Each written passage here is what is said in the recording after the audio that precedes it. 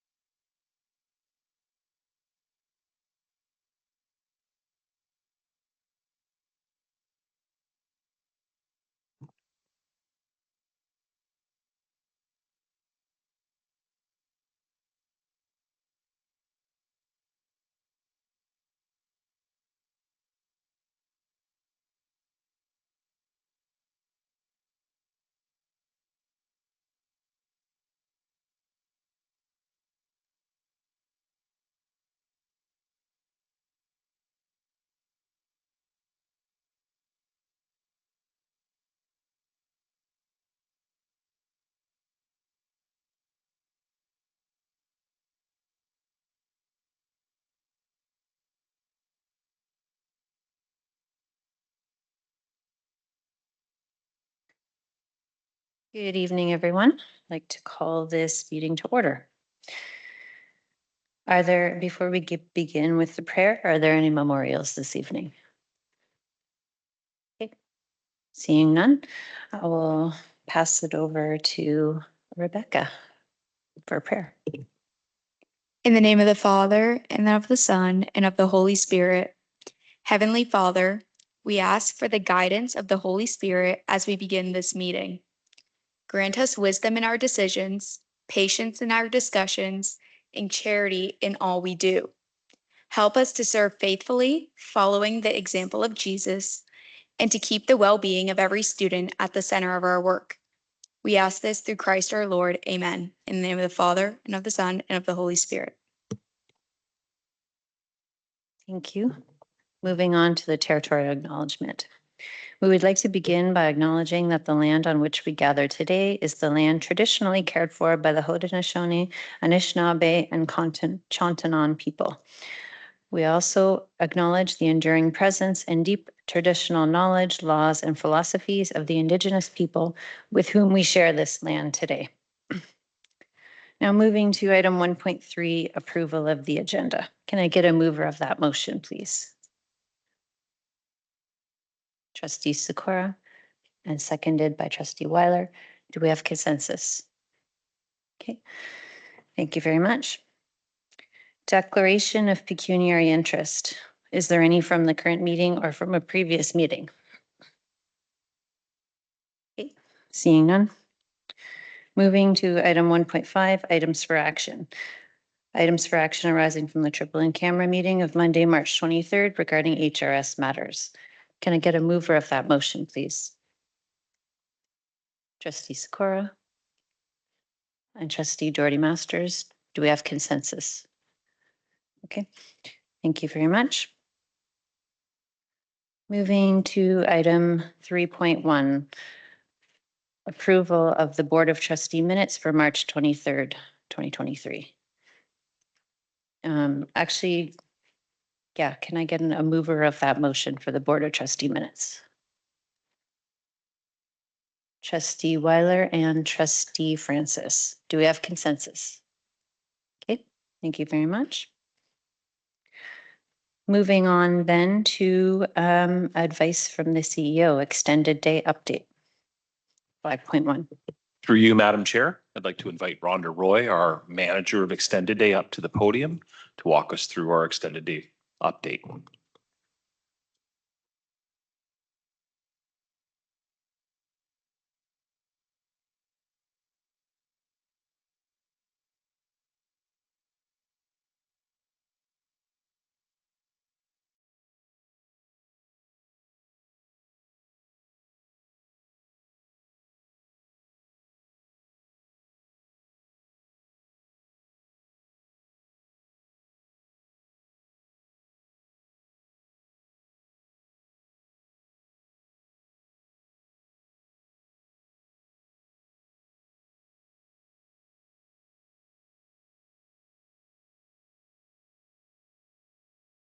There we go. Sorry. I'm Rhonda Roy. I am the manager of the extended day programs for the board. So I'm just going to go through this quick update.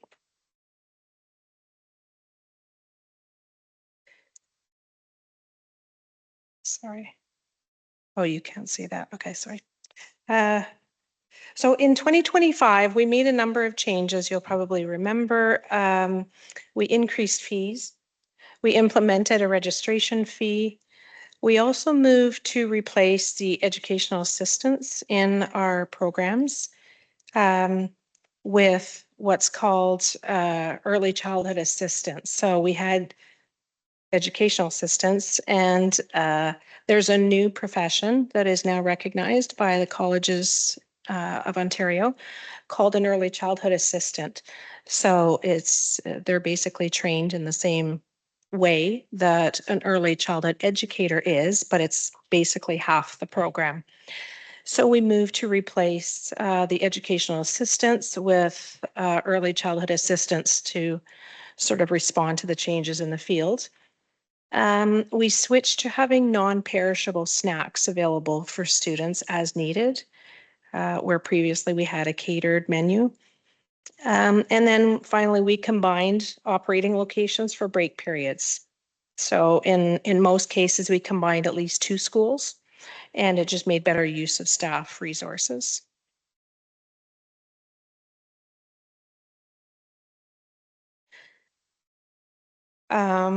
So, sorry, was there any questions about that part? Yes. A quick question, clarification on break periods. You're talking about school breaks, like, days off and such. and Yes. March break.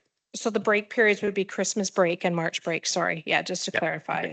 So for Christmas break and March break, one of the big challenges was staffing, because our staff are essentially laid off during that time and have to be recalled. So it makes better use of their time. It respects their need for a break. And the kids, the students quite like being able to join with another school, meet some other students. So it's worked quite effectively. Thanks for that. Did anybody have any other questions on that slide? Okay. So for this year, the big change is we have partnered with Waterloo Region District School Board to undertake a joint RFP process following the 1-year extension of One List. So last year we had agreed to extend the contract with One List. That was up. So we put it out to RFP, and the plan was to secure a new vendor for student registration and waitlist management. So that has been done. The new registration platform is being finalized and will be ready for extended day program registration for the 2026-2027 school year.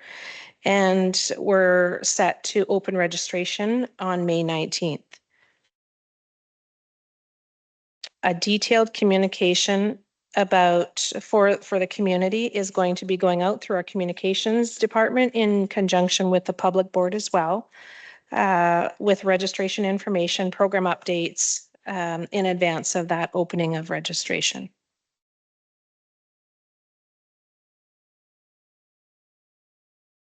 There's not much change to our operating sites from last year. This is the list of where we do have programs operating. So these would be our Waterloo Catholic District School Board operating sites. We do have other schools in our board that might have another provider offering care. And that's what the 9 schools are on the other side. So we do still have 36 locations operating.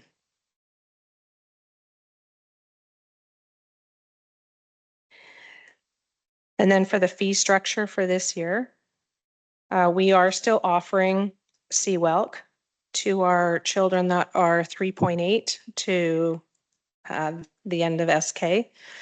And then we are proposing an increase of $35 per day for those in grades 1 to 6. So that is a $1 increase from our current $34.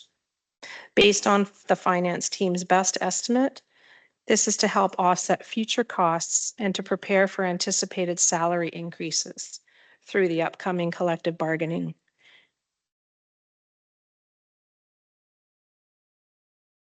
And that is it. So with that short update, is there any questions? Thank you for that. Is there any questions from trustees? Trustee Cuff. I just wanted to know, because you have the new registration system and all, is this still revenue neutral, or are we as a school board funding extra money?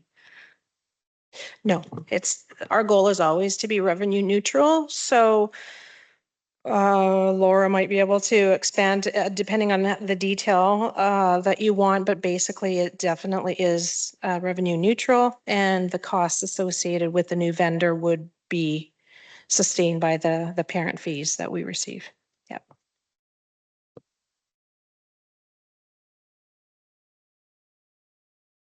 Thank you for the report. It's always great to see the program in action. In terms of a couple of questions, The formal announcement identifying the vendor, can you answer if One List was part of the RFP process? Were they invited to? They did to submit. Submit an Yes, RFP? they did submit. Yeah. Okay. Yeah. I look forward to the announcement determining who the successful vendor is, because I know we've had many challenges with One List, and I hope that through the RFP process, we were allowed to, enabled to get a lot more support with what we need here at the board, given the challenges in the past.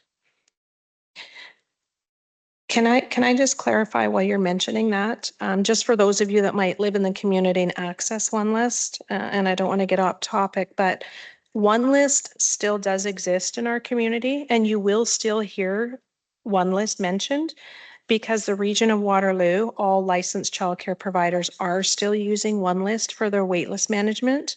So it does still exist, but the school boards have decided to go with a new vendor for their waitlist and registration management. Renee, could I just follow up really quickly? Can you answer me? And this might be one of the superintendents to help answer this question. Was One List the successful vendor? And you can tell me if you can't answer that question. We can't answer that at this point. Okay. We'd love to be able to, but on May 19th, we've just made an agreement with our coterminous board that we would do it. We would not want families to hear ahead. They've endured the most struggle throughout all of this, so we want to be very careful that we're transparent with them. Yeah. Steve Garen. Thank you for the update. How confident are we that the $1 increase will be sufficient to deal with any sort of potential cost increases, wage increases? And is there a plan that if it's not, to go back mid-year with cost changes? For you, Madam Chair, I can start that and then I'll turn it over to Superintendent Maharaj. As finance team's best estimate, it should. It certainly gives us a bit of cushion because we do anticipate that there will be. It is not a perfect science for sure. We haven't spoken yet to this point about coming back mid-year, but we're confident that the increase will support any additional costs that we have with salary. And just to round out my honorable colleague's response, we are not in the practice of changing our rates mid-year. So the rate is the rate before the year starts. So. Go ahead, Trustee Weiler. Thank you. I was curious if you could just offer some clarification on what the waitlist changes mean. It said waitlist based on priority grouping followed by chronological order within each priority group. And I wasn't clear what that meant. If you could help me understand. Sorry, I can answer these questions, but I think the caution is that the community doesn't know this yet. So as long as we all understand that. Okay, all right. So that's fine for me to, okay.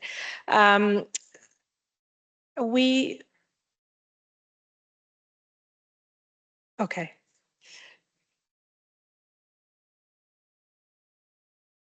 Yeah, we haven't shared it with the public yet, so I'm just being cautious. Am I okay to go ahead and share the waitlist priorities?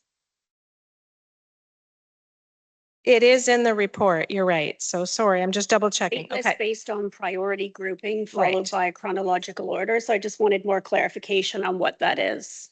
Okay. So as you know, we heard from the community quite a bit about the wait list the last 2 years that we've had a wait list. And one of the biggest things that they said was in line with a lot of licensed childcare programs, parents who were using the program currently got priority. So that was one of the things that we considered. And then the other consideration was that quite often what would happen is a family that has multiple children, one would get in and one wouldn't. So we've addressed that. Those two are the primary change. So families will see that. We do anticipate that there's still going to be a wait list, but hopefully when they see those changes, that will sort of appease. And I think they will respect the fact that we heard their feedback and we listened to their feedback and tried to respond as best we could to meeting the community's needs. Could I follow up, Renee, just very briefly? Thank you very much. And thank you for the balance in answering the questions in the report on some of the changes. It's really helpful for us when we get questions from parents. So thank you Yeah. for that support. Appreciate it. Trustee Sikora? If it is not, if one list is not the successful vendor, some families may be heading that direction. Would they be advised to provide information to send them to the new vendor? So if I was a parent and I was used to going to one list Yes. and suddenly I can't register my child for childcare, would one list have something to sort of say, no, it's moved to vendor B? No, so we've partnered with the school board and we've partnered with the Region of Waterloo like we always do. And most families know to go to the Region of Waterloo's website to find out any information about registration. So that's where they will find the information that will explain how to register. If there's a new vendor, one list is for licensed childcare. This is, this is how you register for licensed childcare. This is how you register for before and after school. So that would be the avenue that they would find out. The one vendor's not going to be necessarily promoting another vendor. Through you, Madam Chair. I would just add to that it wouldn't be an option if you're choosing WCDSB extended daycare. You would only have the one option to deal with the one. So that too would Yeah. be an indication to them that one list wouldn't be a factor should they not be the chosen party.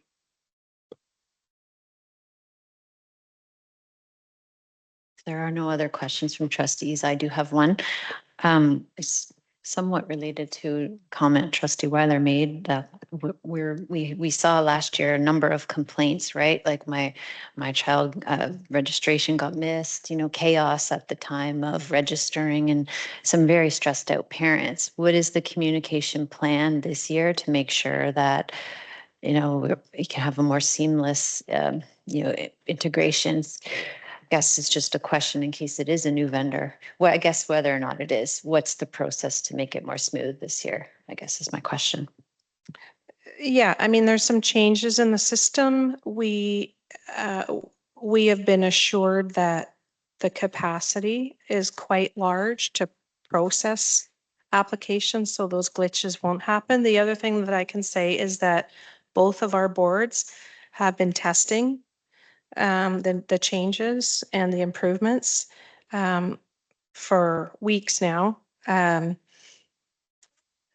To make sure to identify, and they're being very responsive with. We have like a live document that's sharing any issues that we're coming across, and they're responding quite quickly to fix it with still 2 weeks to go. So we've still got lots of time. So we're pretty confident, everybody involved at this point, that it's looking good, that we won't experience the same. And then as far as a communication plan, again, we've been partnering quite closely with our communications team, the public board's communication team, the Region of Waterloo's communications team, to make sure that parents have things like a manual to go to, like a how-to manual, as much support as they possibly can have with the actual process of registration. Thank you. Madam Chair, I would lean in heavily to how happy we've been with the results of all the testing that's been undertaken. They've been extensive, they've been far-reaching, and we've been kept abreast of everything along the way. And it's certainly been a much different experience with the new vendor than it has been in previous years with other vendors. So we're pleased and we're really leaning into that. There will be some communication as well, a joint from both boards around the process to assure parents that things will run more smoothly this time around. That, Trustee Weiler? One of my questions is around the data transfer, and if there's any opportunity for a data transfer of the parent-student information. That just makes it easier for a parent to have to register on a new system if there is some opportunity for that. So it's really just a curiosity question on supporting it being really easy, the shift for parents. Yes, so there is a data transfer that we've already done one. And then we've got a deadline when we're going to provide them with an updated report so that they can transfer that data. Again, we have to have confidence in the fact that they're going to be able to transfer that data accurately. They've assured us that there should be no concerns. And then what we've done in order to sort of process and frame it within the time of registration is that there's a deadline. So as of such and such a date, you would have to have been registered because that's when the deadline for the data transfer is. And any registrations after that point don't fall into that priority category. So yeah, we've worked all of that out. Okay, if there are no further questions from trustees, this item is for approval. So the recommendation is that the Board of Trustees approve the extended day program daily fee increase of $1 as referenced in the report. Can I get a mover of that motion, please? Trustee Cuff and Trustee Weiler, do we have consensus? Okay, thank you very much. Thank you. Thank you. Moving on to item 5.2, 2025 to 2026 estimates budget plan, trustee update number 4.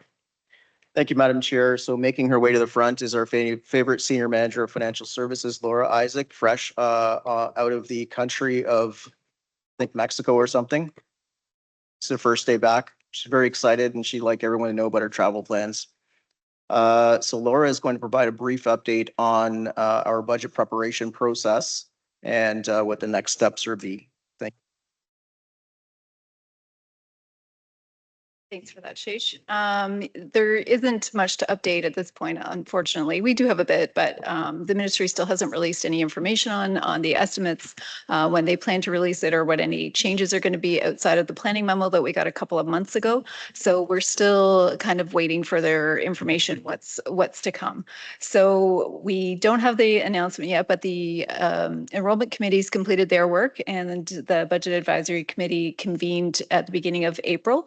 And so we did settle on enrollment. So 20,218 for the elementary, which we flatlined at a revised estimates amount. The ministry, if you recall, had asked us to be conservative in our projections, which is kind of telling that they're worried about enrollment generally and boards being too aggressive with their projections. So this is in line with the information that we've seen and the work that the enrollment committees had done. So we're comfortable with that. In secondary, we chose 8,344 for the budget to move forward. So that's 170 students over revised estimates. So it's about a 2.1% increase, which is what we feel was reflective of the movement from elementary into secondary. So it does support that growth that we were seeing through the elementary phase. So that's the enrollment that we'll base our revenues on once we get the planning tool from the ministry. So we are working to, now that we have the enrollment, all the enrollment staffing positions, we're working on finalizing those costs. Again, at this point, we haven't built in any increases for staffing yet. That usually comes from the ministry planning memo in a year where the contracts are open for negotiations. So we'll wait for their direction on that. And then it will be funded accordingly from the ministry as well. So we are working on other sources of revenues, ones that are not dependent on enrollment, such as interest and lease revenue, the other kinds of smaller revenues that are easily to determine at this point. And so we're just kind of waiting to finish our enrollment staffing and then for the ministry announcement, and then we should be able to move forward. So at this point, we will not have a balanced budget by May 5th as we had originally intended, since we have nothing from the ministry and no dates on when they're looking to release any information. So we'll still keep our planned dates as it is now, but as more information gets released, we'll keep trustees informed if we need to make any adjustments to the timelines. So that is the report, if there's any questions at this time. Thank you very much. Are there questions from trustees? Trustee Sikora? Thank you very much.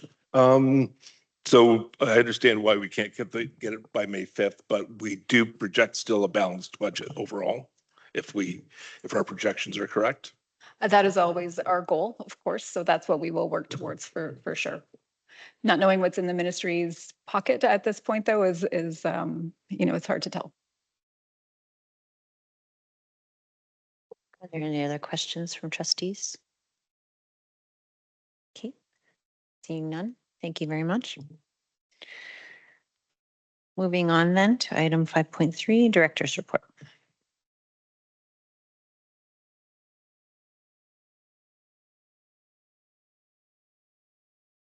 Through you, Madam Chair, I will provide a little bit of an update of my report and just some of the highlights from the month of April. Faith being at the center of all that we do, I just wanted to highlight my first meeting with Bishop Dabrowski and our diocesan partners and directors on May 8th.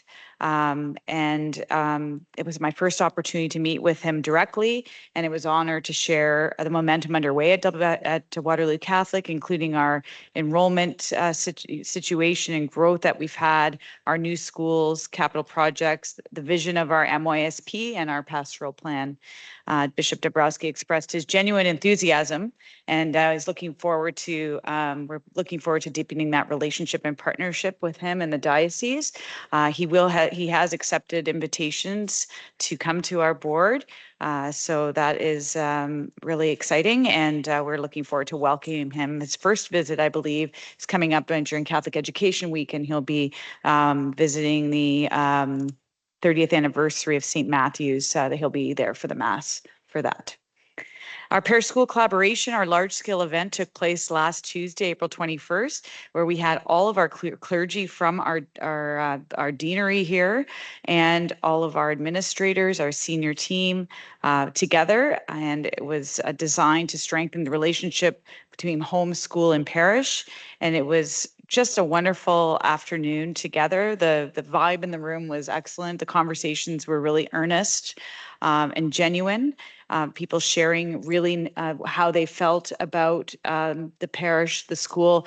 The priests were able to express their feelings around the relationship with the schools, around Mass, around celebration, and just lay out a path moving forward. So we have all of the information collated, and we will be providing a second report. So that was our second parish school collaboration, large scale, and we will be having a third one early in the fall before we move the initiative to our family of schools. So it will always continue, which is why we have included it in our multi-year strategic plan. So we'll be able to monitor and to ensure that those relationships continue to grow. It really was a wonderful day. We, under learning, WCDSB, our AI Student Symposium, had the privilege of attending the symposium on Friday, and I must say I was significantly impressed. There was over 100 high school students there on their PD day. So they had offered to come. They were bused from their schools. We organized buses, full day of work on artificial intelligence, career pathways, and ethical innovation.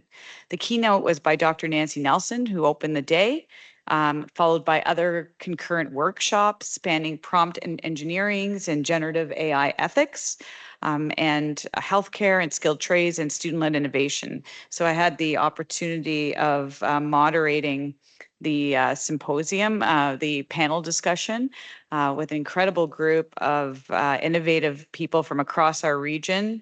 The students were extremely receptive. It was just a wonderful, powerful day to engage our students as co-creators for them, their voices to be heard to shape their futures and around their fears and the realities of artificial intelligence. But also, I think the best message from that panel was,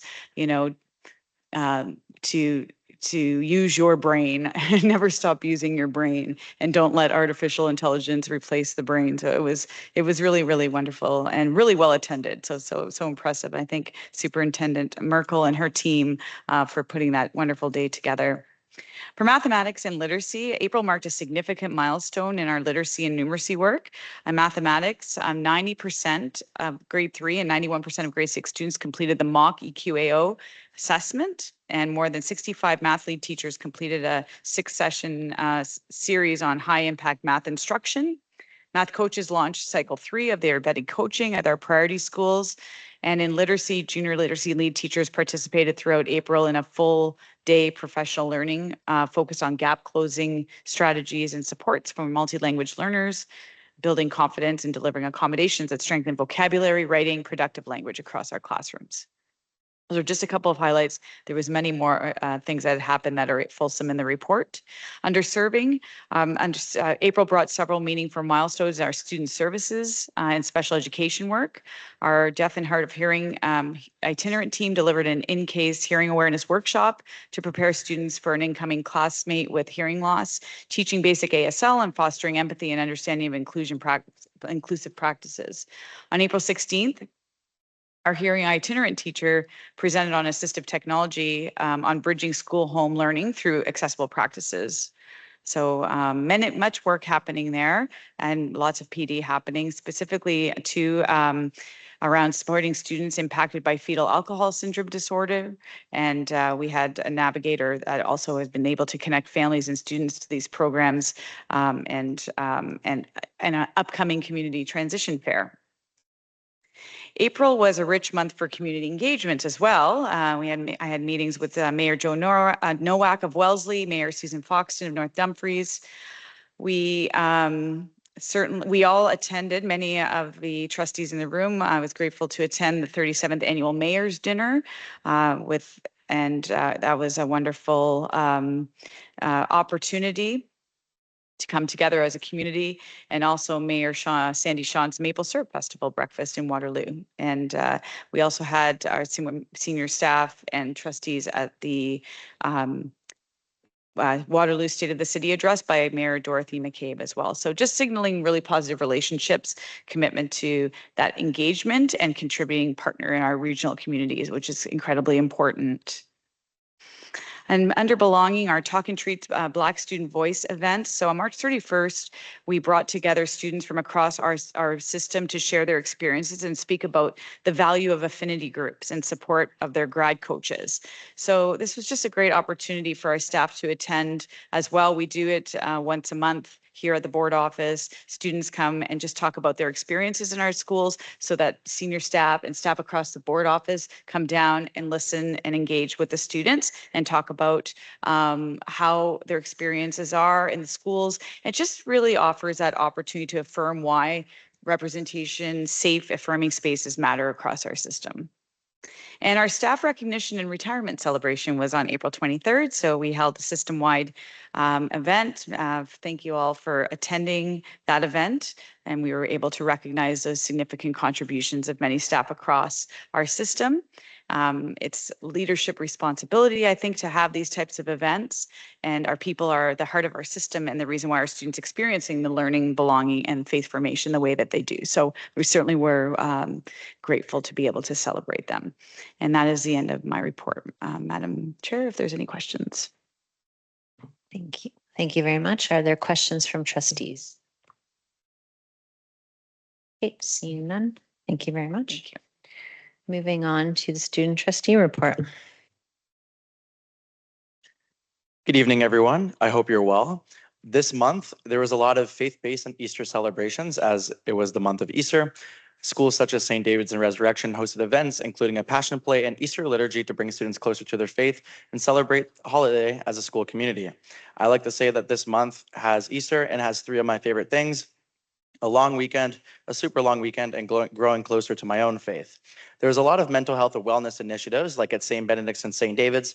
They specifically promoted a wellness week. And from my own experience, last week we invited a guest speaker at our school, Mr. Andy Thibodeau, a good friend of mine and a really well-renowned guest speaker of high schools across the province.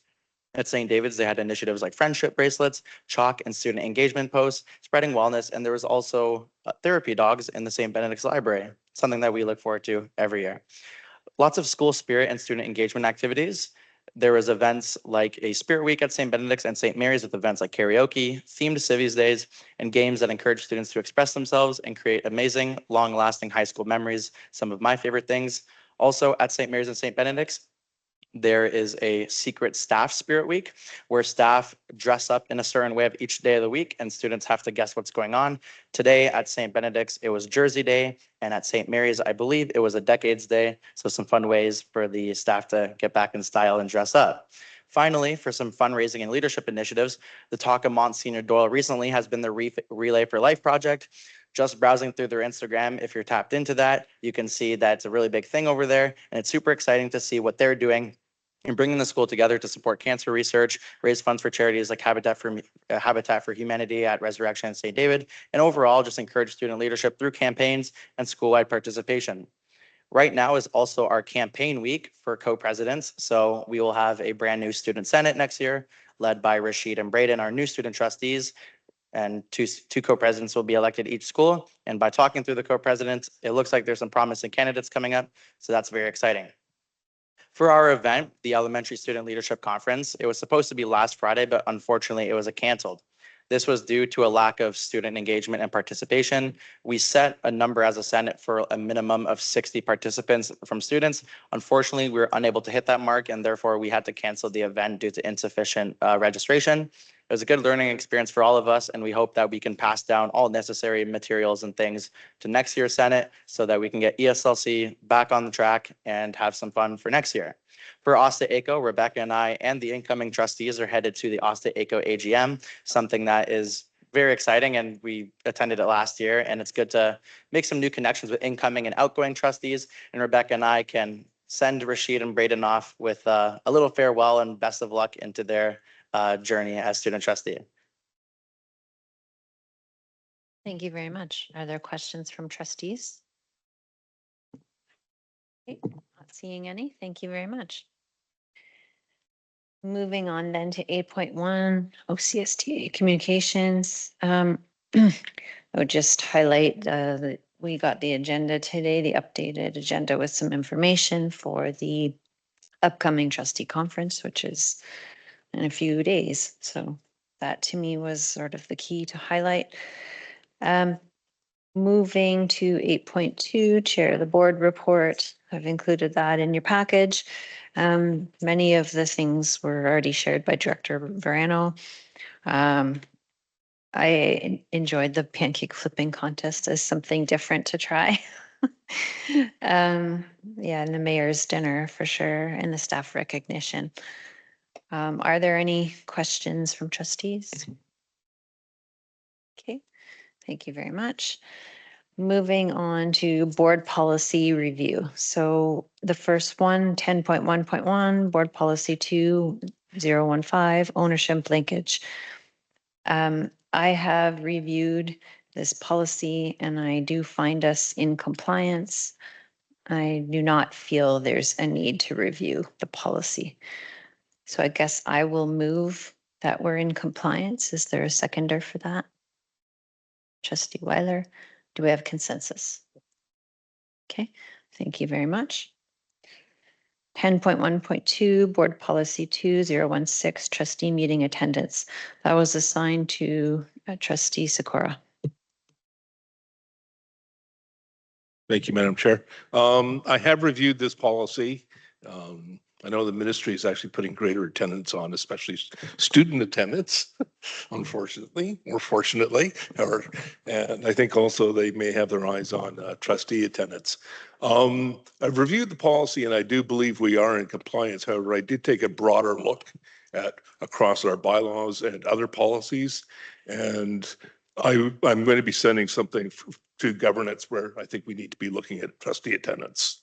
But as far as this policy, I move that we are in compliance. Thank you very much. Is there a seconder? Trustee Cuff, do we have consensus?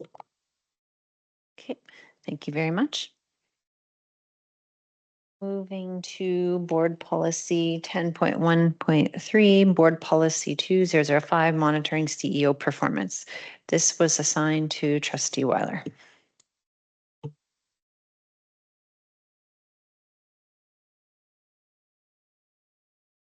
Following the newer legislation related to CEO performance, I would like to move that we are in compliance.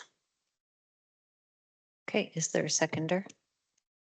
Trustee Stanley, and do we have consensus? Okay, thank you very much.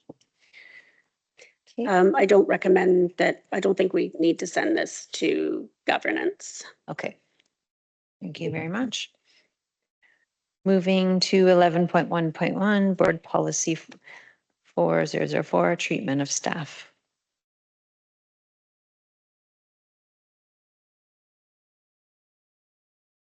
Right. Good evening. Thank you. Through you, Madam Chair.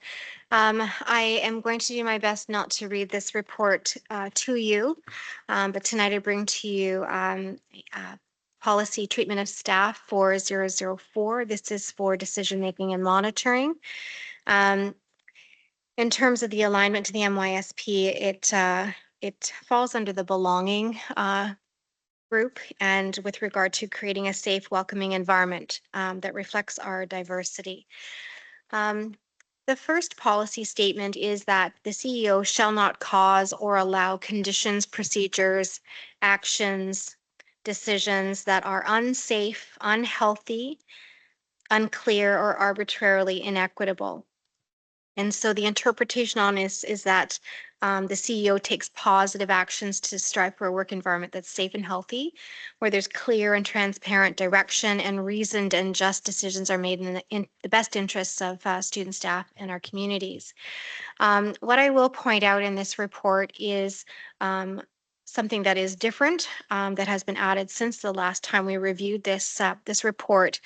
And that is in the second paragraph under unclear, to support that that nothing is unclear, that on our first professional activity day of this year, all staff completed mandatory compliance training that was in alignment with relevant legislation, Ministry of Education requirements, and any other applicable training expectations that align with the beginning of the school year. Again, it remains the same in terms of staff, receive bulletins of information. So there's regular communication from their supervisors.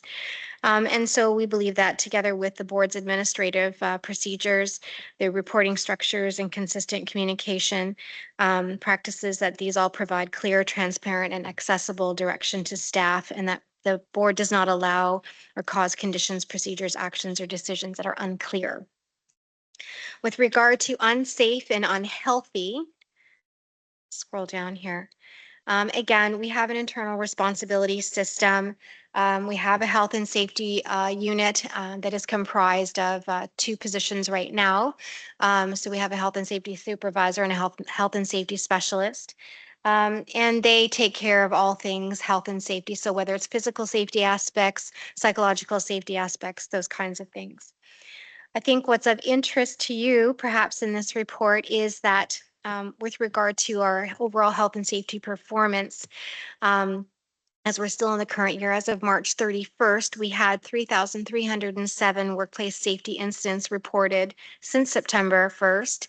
Of those, 1,632 were reported as workplace violence incidents. If we look at last year, we had 2,058 incidents reported overall for the year, and 1,670 were reported as workplace violence incidents. So while our reporting is higher this year, the reports of workplace violence are not taking up the difference in the reporting. With regard to the employee groups with the highest reporting rates, it remains the same as our educational assistants at 41%. They were 50% last year. Elementary teachers at 29%. They were 23% last year. And our child and youth care workers at 7%. They were 11% last year.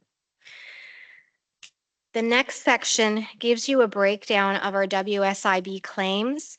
And again, we're not fully through this year. So the data you have for this school year only goes until the March 31st. But when I look at this data, it looks like we're trending to have similar results as last year.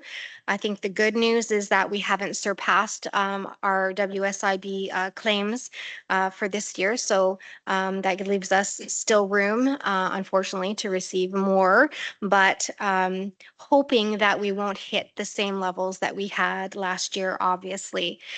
So last year there were 209 claims submitted. Right now we're sitting at 176. Last year, 163 of those 209 were approved by WSIB, and we're sitting at 126 claims approved by WSIB for the year.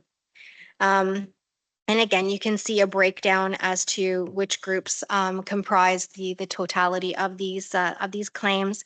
And I would suggest that proportionally they remain the same depending on the employee groups. I mean, with again, our elementary teachers having the highest level of approved claims and our EAs having the second highest level.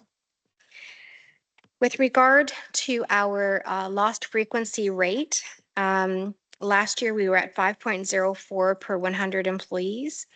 The average, we are unfortunately above the average for the Ontario boards that are participating in this data. So they are sitting at 4.55. When we looked into this further, this was due to an elevation in the number of slips, trips, and falls and struck by or against accidents or incidents. And concussions are the highest reported incidents in WSIB claims, unfortunately. Lots of ball strikes to the head, unfortunately. Interestingly, our violent incidents decreased in that year, so from 23 to 24 school year by about 1%. This year we have had, unfortunately, 8 critical injuries. Last year we had a total of 9 critical injuries. And so far this year, we have received 10 visits, or as of March 31st, I should say, we've received 10 visits from the Ministry of Labor, and we had 10 in total for last year. And again, they follow up on work refusals, or unfortunately, when we have a critical incident, they attend, and so they have to do their investigation. So some of the things that we've done to enhance our physical safety is that, again, we have our Joint Health and Safety Committee. We have an Education Assistant Liaison Officer who supports our EAs. Sorry, I'll scroll down.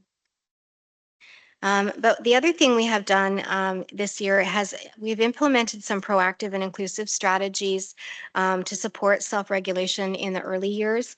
A lot of the incidences do happen in the early years. And so staff participate in training provided by the behavior analysts each year. And this year we also provided all administrators with specific supervisor health and safety training, and that was completed on the first PA day. And then good news, a slight decrease in the rate of sick leave usage experienced in the 24-25 year. The overall magnitude of absences for permanent employees, this doesn't include our casual staff, was 12.14 average sick days lost per employee, which is a 3.34% decrease from the 23-24 year. And we continue to remain below the absence study average of 15.59 average sick leave days. Again, and that's for the number for the boards that are participating in this data. I think that when we look at the claims increases for WSIB, we've seen an increase for traumatic and chronic mental stress. And as we know, mental health is a concern across all sectors and continues to be one of the most challenging types of claims to resolve. To support our ongoing efforts to reduce our sick leave, our attendance support program is a going concern. We have over 600 staff that are currently participating in that. We have one FTE who supports that. And again, we're doing everything that we can to make sure that there is no stigma attached to someone seeking support for psychological assistance. So with these programs that we have in place, this is also evidence that the board doesn't allow for conditions for an unsafe or unhealthy work environment.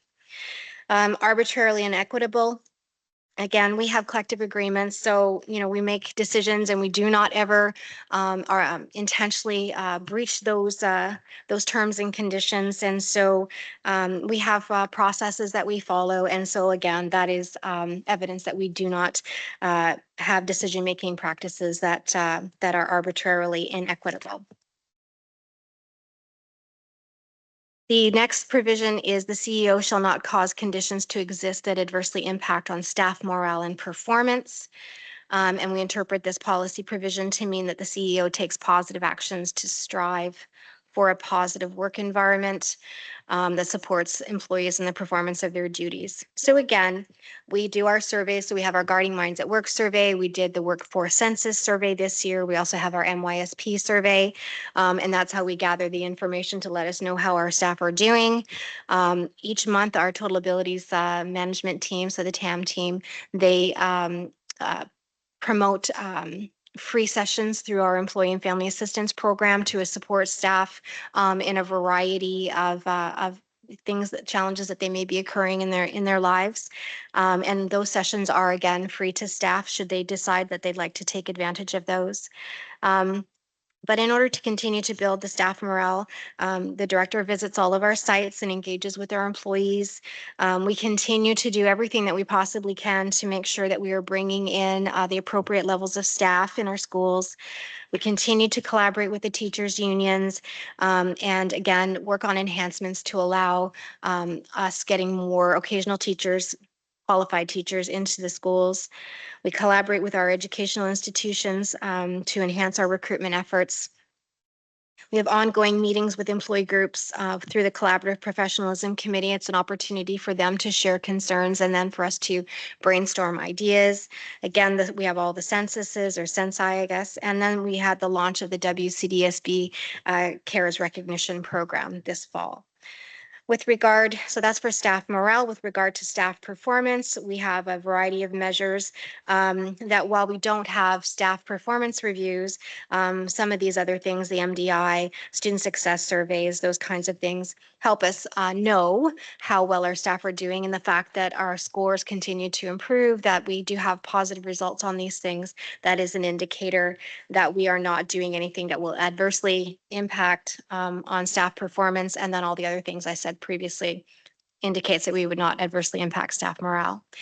And finally, the CEO shall not discriminate against anyone for non-disruptive expression of dissent. And we interpret this policy to mean that the CEO welcomes dissenting views and will not allow reprisals against any employee who respectfully expresses concern or disagreement. And again, we have so many venues for people to raise a concern to us, and we take concerns seriously and we follow up with them. So again, just greater evidence that we do not create those that kind of condition. And that is the conclusion of my report. Thank you. Thank you very much. Are there questions from trustees? Okay, this item is for approval. The recommendation is that the board accept this report indicating compliance with treatment of staff policy 4004. Can I get a mover of that motion, please? Trustee Sikora and Trustee Francis. Do we have consensus? Oh, Trustee Weiler? Just like to make a comment before we vote for consensus, if that's okay, as part of discussion.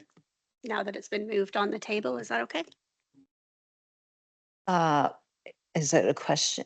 Yeah, I'll have to hear what it is. Yeah, it's just a comment. I just wanted to say thank you to Superintendent Pomfret for the work that you've been doing in this area. I know it's very challenging.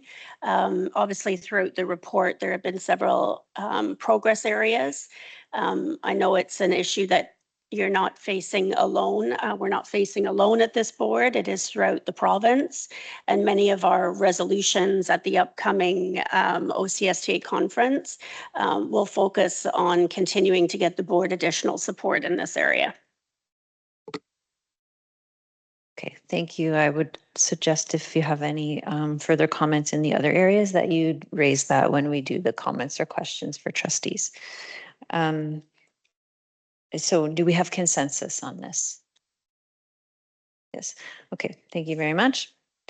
Moving to item 11.1.2, Board Policy 4006, legal responsibilities and liabilities. Thank you, Madam Chair. And so this one is a nice, short policy to monitor. I was going to say like me, but I think I used that joke last year, so I stopped myself. So this one here, all there is a policy provision or policy an overarching policy statement and no provision. And this one reads, with respect to legal issues that affect trustees and school boards, the CEO shall not cause or allow conditions to arise whereby the board does not meet its obligations and responsibilities arising from both legislative and common law. So the definition is not changed. And just going down to the evidence, the first thing we make reference to is the framework that we have on the board's website, which are our administrative procedures. Those procedures are updated on a 3-year rolling basis, or if needed, we update them sooner than that. I believe a summary of those updates comes to trustees 2 times per year. And so those procedures provide our staff and stakeholders with information on how to carry out certain processes to ensure that we are adhering to any policies, regulations, or anything else that is required. The next thing we refer to here is the various and sundry organizations that we would work with. And so many of those are listed in the report, the Ministry of Education, various senior business association officials, code, OSB, and a variety of other groups. And so again, these are just to ensure that our practices are up to date and that we are aligned with the other organizations that we work with. The next comment on here is that despite our best efforts and from time to time, people may disagree with us. And so we can typically resolve those disagreements through some kind of conversation and discussion. But in some cases, people may or may not come forward with claims for financial compensation. So the next comment here is that we do have a comprehensive insurance policy through OSB, as you know. And so it's very comprehensive with very few exceptions. Some of those exceptions are contained in the report that you see on your screen. And for those instances where there is a dispute that is not covered by insurance, we bring those to the audit committee in a closed session. We provide some commentary on what those claims are, the likelihood of us having to pay, the potential amount, and then finally, and most importantly, whether or not it's been accrued into our financial statements, meaning we'll have the money available in the future year to pay it out. So Madam Chair, that is a very brief overview of this policy, and there's a recommendation there for your consideration. Thank you. Thank you very much. Are there questions from trustees? Trustee Stanley. Just a quick question, in the list of organizations, should we probably not at least mention the deanery, the clergy, or the bishop as one of the organizations that we are legally under the Education Act being denominational, a board that is governed by denominational considerations legally under the Educational Act? We should probably list that. I know we do it anyway, but might be worth writing in there because its absence is eyebrow raising, perhaps. I'll defer to the Director of Education on that. If there's a preference to list that, we can do it. Yeah, it has not been listed to date. This is not new. That this list is not new, certainly not list, but I could see a place for the Diocese of Hamilton, so I will look into that. Are there any other questions from trustees? Okay. Seeing none, this is for approval. The recommendation is that the Board of Trustees approves this report as demonstrating compliance with Board Policy 4006 for the 2025 to 2026 school year. Can I get a mover of that motion, please? Trustee Doherty Masters and Trustee Cuff. Do we have consensus? Okay, thank you very much. Moving on to Board Policy 4008, Financial Conditions and Activities. Thank you, Madam Chair. So this one, there's a few more provisions to it, but we'll make it as exciting as we can. So this one starts off with an overarching policy statement. The CEO With respect to the actual ongoing financial condition of the organization, the CEO shall not cause or allow the development of fiscal jeopardy or significant deviation of actual expenditures from board priorities as established in the approved budget. The definition has not changed from previous years. And so the evidence, we lean quite heavily into the quarterly reports that are first presented to the audit committee for their review, questions and comments, and they are subsequently sent to the board for their consideration. Appended to each quarterly forecast, you will recall that there is a narrative, and the narrative is intended to highlight any areas of concern and or interest as relates to the ongoing monitoring of the budget, trends, and things like that. And then I've provided some hyperlinks to the two reports that have been presented to you on that topic. It's going down into the policy provision. The first one is the CEO shall not operate with a line of credit of more than $30 million. And so this is one that we like because it's very easy to provide you with evidence. And so we've received an email for this purpose of marring this report from our contact at CIBC, who confirms that our line of credit is $30 million. I'm just going to go down to the next policy provision. The CEO shall not use any reserves. So you'll recall either in December or January of each year, we typically bring forward a summary of what our reserve balances are. And then if there is a request to use those reserves, we do bring it forward at that time. In the last report, the hyperlink for which is in the report, there was only one, and that was for the Student Support Fund surplus. And so that is an amount that we receive in recognition of some of the labor contracts that have been negotiated by the province. And this money is used in discussion with our labor groups. And so there's about $85,000 that we asked for, and that was approved at the time. So just going down a little bit, you'll just referred to quarterly report, you'll see that orange check mark. I think it's off a little bit. It should be down by one space, but it demonstrates that there's no other reserves that are going to be used for the year. Just going down into the third one, the CEO shall not acquire, encumber, or dispose of real property. And so during the last year, the CEO did not acquire or dispose of any property. However, encumbrances on the sites listed in the report were approved by trustees during the school year.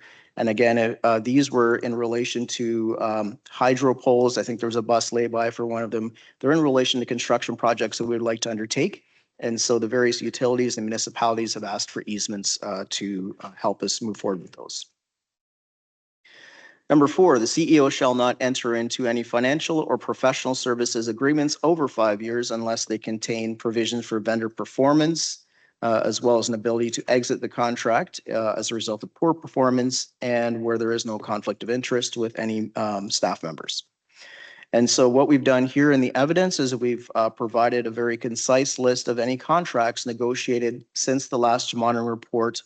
We've provided the length of the term, if it's over 5 years, if there is a vendor performance provision, and the nature of the contract. So the statement we've made in here is that if there's anything that's been negotiated by either OECM, Ontario Education Collaborative Marketplace, and or Supply Ontario, those obviously would not have been done by us. And so the conflict of interest provision is easily surpassed. The only one that's not been negotiated like that is the Phoenix Tennis Association agreement. And so that one, we make a specific comment on that the individuals that are associated with Phoenix Tennis have no affiliation with the school board or staff here.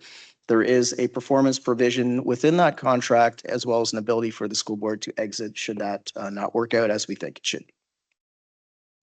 Number 5, the CEO shall not allow tax payments or other government-ordered payments or filings to be overdue or inaccurately filed.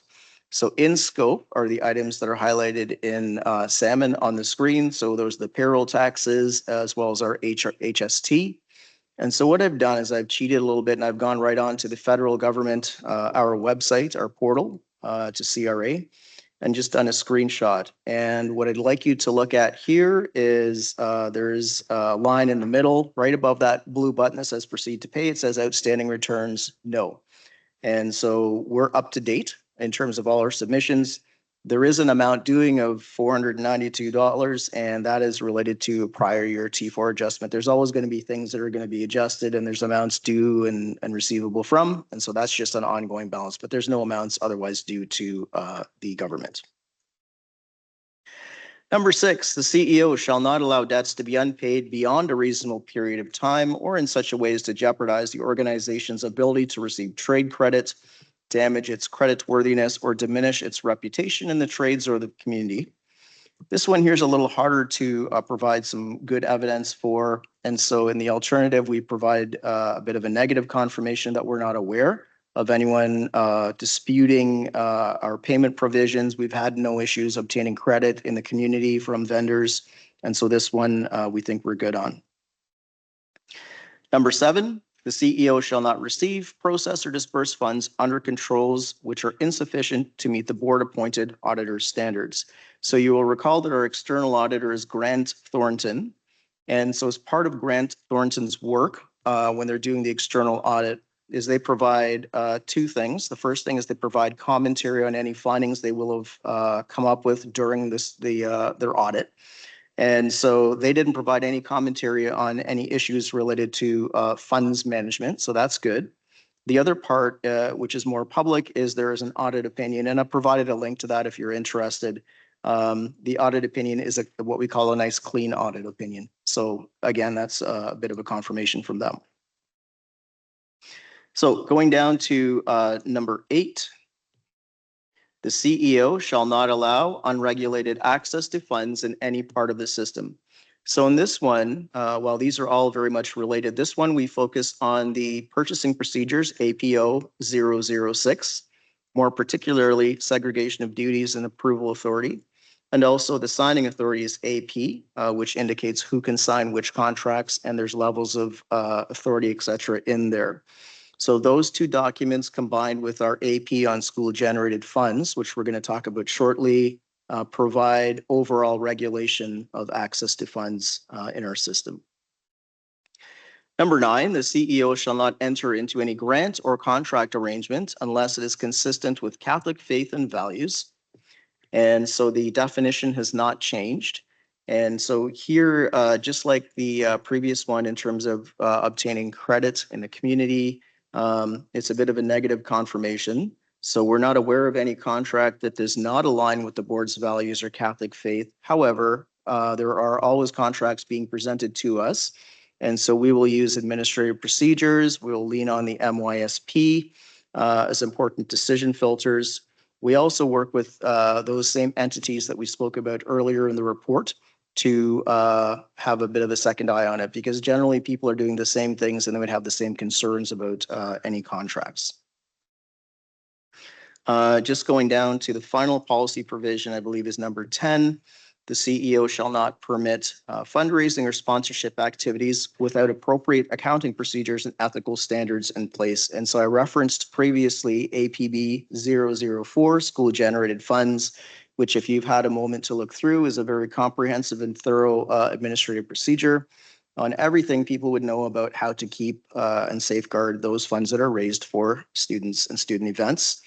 I've made special mention of the corporate services support and school fundraising specialist. That's a very nice and long title for Sarah, who's amazing, and she's available all the time for anyone who needs help with their fundraising. We also make reference to the work done by Shane, the internal audit officer. And then finally, the 2 professional standards. The first one is WC DSB Standard of Ethics. The other one is the Fraud and Accountability Management Administrative Procedure. So Madam Chair, I submit this report. We believe we're in compliance and happy to answer any questions. Thank you. Thank you very much. Are there any questions from trustees? Okay. I'm not seeing any. So this report is for approval. The recommendation is that the Board of Trustees approves this report as demonstrating compliance with Board Policy 4008 for the 2025 to 2026 school year. Can I get a mover of that motion, please? Trustee Francis and Trustee Weiler. Do we have consensus? Okay, thank you very much. Moving on then to Board Policy 4012, Communication and Support to Board.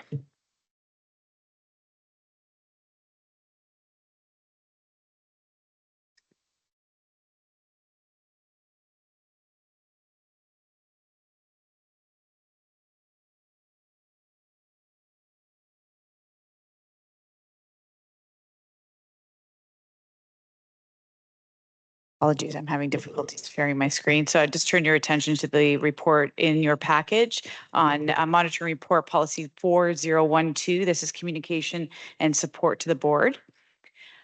This is for a recommendation for compliance with this monitoring report. The policy statement is that the CEO shall not permit the board to be uninformed or unsupported in its work. So the policy statement signals that for trustees to fulfill their elected fiduciary responsibilities, they need to receive all relevant updates as they apply to their governance duties. Further, it signals that the director should provide any requested information that trustees deem relevant to their governance role, on which has impact on their ability to be responsive to their constituents in order to be knowledgeable regarding significant issues of the day. So just a couple of highlights from this one that I'll share, that the consultation process for the MYSP was over 5,300 participants and formally approved by trustees. The monthly reports are mapped back to the 25 to 30 MYSP with strategic pillars, goals, and indicators clearly identified in each of the reports that you receive. The annual director's annual report is provided in compliance with section 169.1 of the Education Act with evidence mapped to strategic pillars and goals. The report is shared publicly, so the work of the trustees as governance is broadly understood. And each November, a MYSP annual update provides a report card on system progress. And the November 2025 one established baselines for all of our new indicators for our newest MYSP. Trustee inquiries and stakeholder concerns are promptly addressed by the CEO or a designated superintendent. Any trustee motion with board consensus resolves in a follow-up report. The chair is supported in all media inquiries. Statutory committees are used to surface all relevant information, and trustees receive executive assistant support, OXTA communications, and professional development aligned to their expressed interests. The CEO shall not neglect to submit monitoring data that is timely, accurate, understandable, and directly addresses provisions of board policies being monitored. So the interpretation is that the statement signals that for each section of the MYSP, the CEO is responsible for providing monitoring data that allows trustees to have insight into the board's progress against its stated goals. Further, the CEO interprets this to mean that the CEO is required to provide monitoring reports for each of the 13 section 4 executive limitation policies.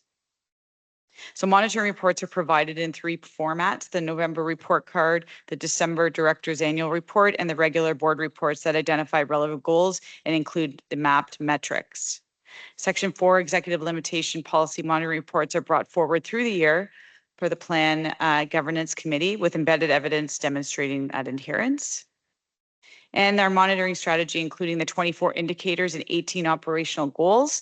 That baseline data has been established and it's being built on currently. The monitoring continues against all our SAP indicators to ensure continuity of accountability.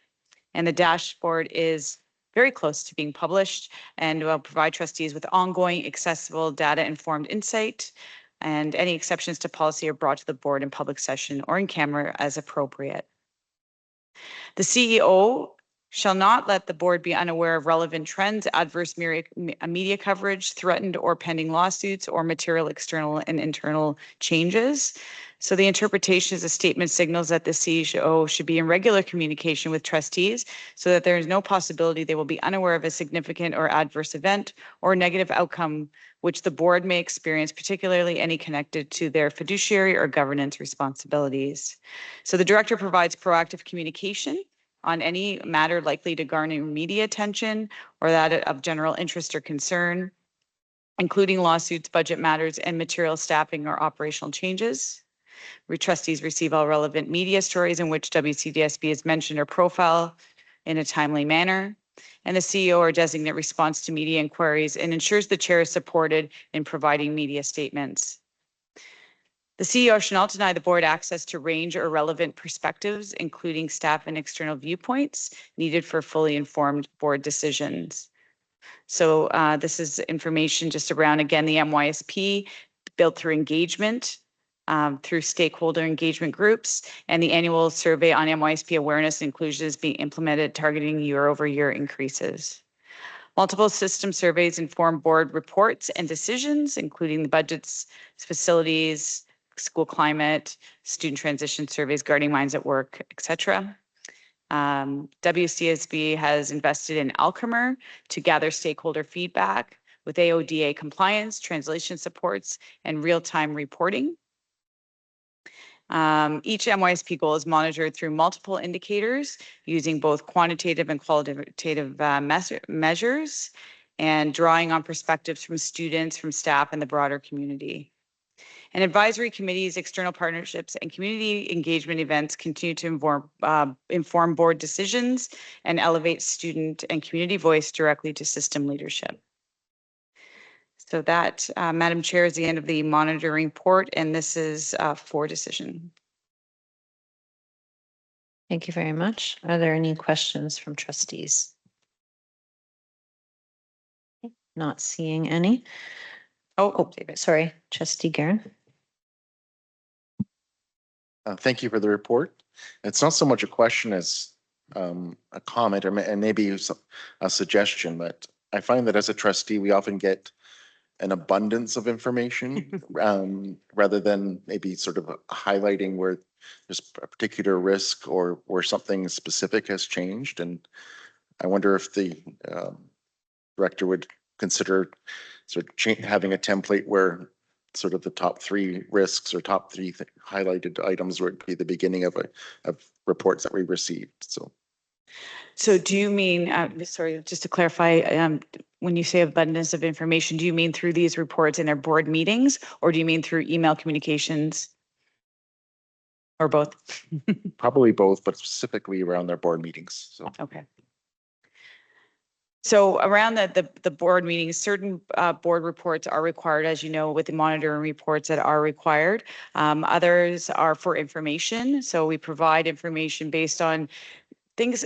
Some reports have been given year over year for many, many years. Obviously, we want to provide information related to any instructional mathematics, literacy, any kinds of updates towards that.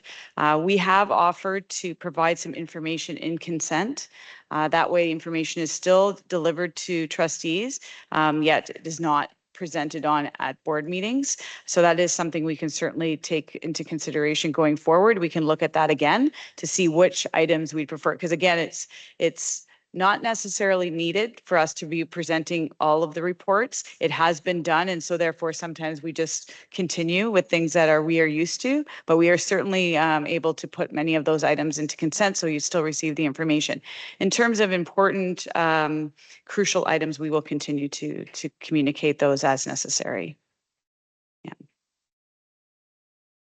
Okay, any other questions from trustees? Okay, I'm not seeing any.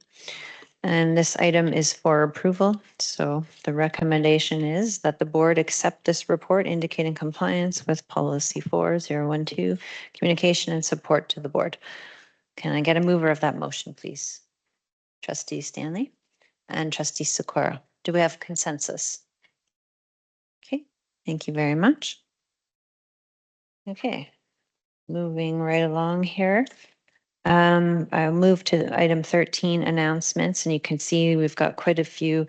It is definitely busy season coming up for May and June. We have the OCSDA conference coming up. We have Catholic Education Week following. The folk dance festivals are coming up, and we have the Community Leaders Breakfast, among other events. Trustee Stanley? I think Gerald can clarify this, but I think there's one little error, which is that the SEAC meeting is listed as May 6th when it's actually right now May 20th. Do I have that correct?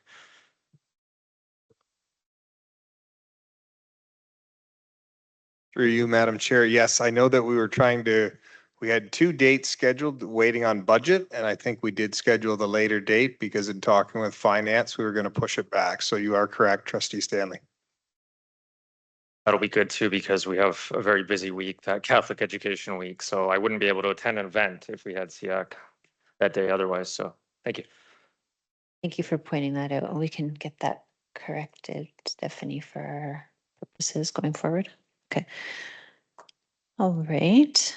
There are no other items under 13. I'm going to move to 14 items for the next meeting agenda. I'll just call your attention to the trustee self-evaluation that Stephanie has kindly sent out. If trustees could please complete that by May 7th, give a little bit of time to organize before that meeting. Then I will move now to item 15.1, confirm decisions made tonight. It was moved by trustee Sikora and seconded by trustee Weiler that the agenda for Monday, April 27th, 2026 be now approved, carried by consensus. It was moved by trustee Sikora and seconded by trustee Doherty Masters that the items for action arising from the triple in-camera meeting of Monday, March 23rd, 2026 regarding HRS matters be now approved, carried by consensus.